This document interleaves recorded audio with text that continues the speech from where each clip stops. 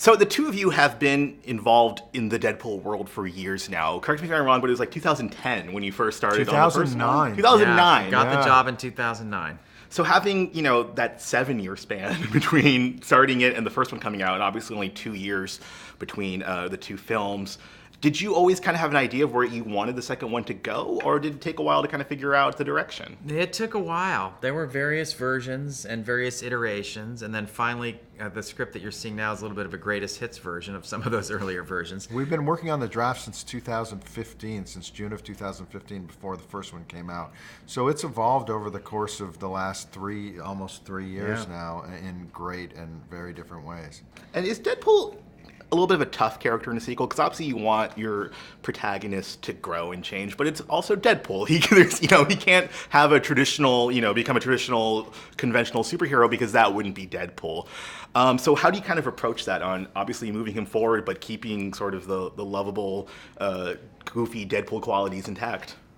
I mean, I think you face him with new challenges and new circumstances, and so he has some of that same immature little boy quality and irreverence and raunchiness and all those things that are never going to go away. He's always going to be a blabbermouth. He's always going to be irritating. A kid at heart. But he's going to be in completely different circumstances. And in this case, he's trying to be a role model to a kid who might go down a dark path. And so he's got to find a little maturity, find a little honesty, find a little protectiveness and paternalism inside him. And some humanity, self-sacrifice, So it's really all about the situation you put him in. And obviously this film introduces some major Marvel characters to Deadpool's world. Cable, Domino. I want to ask about Cable, because that's a character who kind of deliberately stands in contrast to Deadpool, because he's very serious and stern, and obviously you see that dynamic. But was it tough to introduce him and take him seriously, because the movie doesn't make him, a joke or the butt of the joke, but also keep the humor of everything else while fitting Cable into this world? Yeah, I mean, what's so great about Cable is he's the perfect foil for Deadpool. He's kind of the polar opposite personality-wise, man of few words,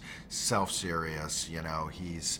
The stakes are very real for him and very personal, as they are for Deadpool. So he was the perfect character to bring into the world. He's got a very complex backstory, one that we kind of wanted to brush over a little bit so that it stayed a Deadpool movie, but introduced him and allowed us to explore further as we move forward into X-Force. And I got to ask, you mentioned X-Force, but do you guys have thoughts of where you both personally would like to see this world go? And well, I think the fun part of X-Force is they're much more morally flexible than the X-Men, so they can get their hands dirty a little bit. There's more gray area. It'll be raunchier. It'll be rated R, I'm sure. And so we'll get to see an ensemble movie that's pushed, hopefully, as far as the Deadpool individual movie.